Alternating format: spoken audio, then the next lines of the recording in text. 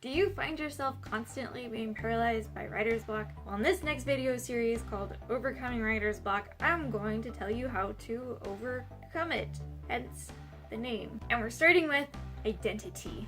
Hello, my name is Alyssa and I'm here to give you the proper mindset and habit development tools that you need to become a successful authorpreneur. So if that sounds interesting to you, go ahead and consider subscribing.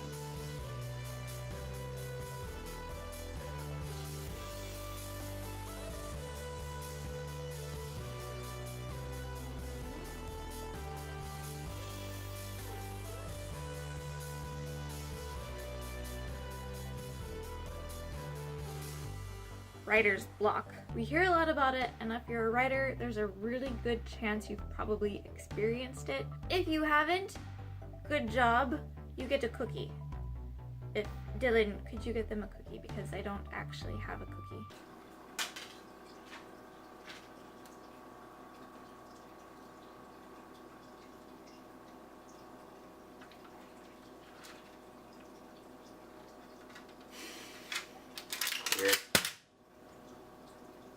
I don't even want them. I don't even want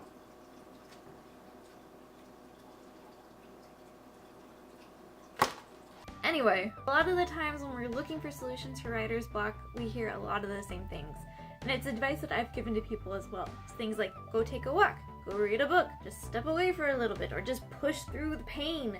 And while that will sometimes work for a little bit, the writer's block almost always inevitably ends up coming back, and you have to go through that whole agonizing process of dealing with it all over again. This is a pain that I am very familiar with because I had writer's block bad. Like, I stopped edits completely on my novel for 6 months, almost bad.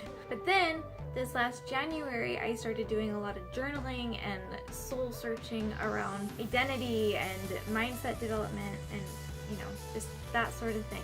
And I found a way to beat writer's block for good. And the trick is not to step away unless you're about to experience burnout, which I'll talk about in a different video. And it's not to just torture yourself and push through. The trick is to get your mindset right.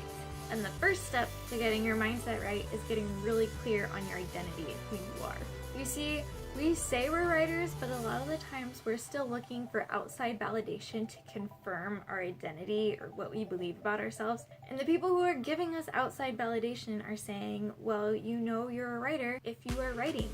And while it is true that writers do write, hence why we are called writers, this kind of presents a problem for your inner self when you don't feel like writing, or when you stop writing for 6 months. Like how I did.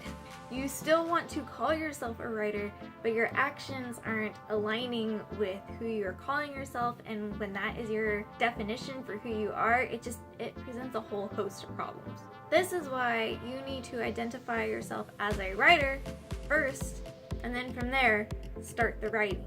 Your identity as a writer comes from you just being who you are. You have a story to tell and you want to share it with the world via written word. And you know that it was just something you were born to do, like you can feel it in your soul. You need to be the writer first before you can actually start writing. Your actions should come from who you are as opposed to defining who you are. They can be an indicator of your identity, but they shouldn't be the sole definition.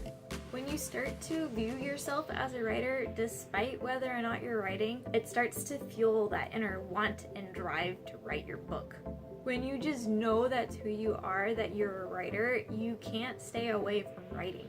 When you acknowledge that calling to be a writer, writer's block it gets out of your way. It doesn't block you anymore because it's a non-issue. You can't block yourself from being who you are. And I think that's a lot of the problem, is you can block yourself from doing an action, but you can't stop yourself from being you. As I mentioned before, this is something I've really been working on defining for myself these last few months. And I kid you not, last month in April, I wrote almost every single day.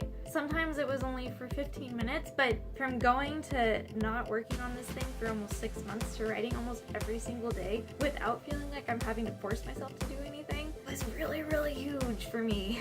There's other things that go into forming the proper mindset, and I'm going to address them in the other videos of this series. But for now, just acknowledge that you're enough.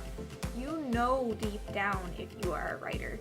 You know if you were meant to create stories, to write your own story. It doesn't have to be fiction. And to get it out there. And when you acknowledge that part of yourself, the rest of your life just kind of wants to fall in line with it.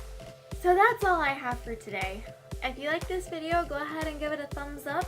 And if you'd like to receive weekly videos about how to develop the right mindset and tools you need to be a successful entrepreneur, go ahead and subscribe. And make sure you adjust the little notification thingies in that bell so you actually see when I post new videos. Videos will be coming out every Wednesday, unless something happens to Dylan, because he's the editor and he's the one uploading these, so if he's not around, then these videos aren't getting around. But hopefully every Wednesday. Thank you so much for watching this video, and until next time, bye!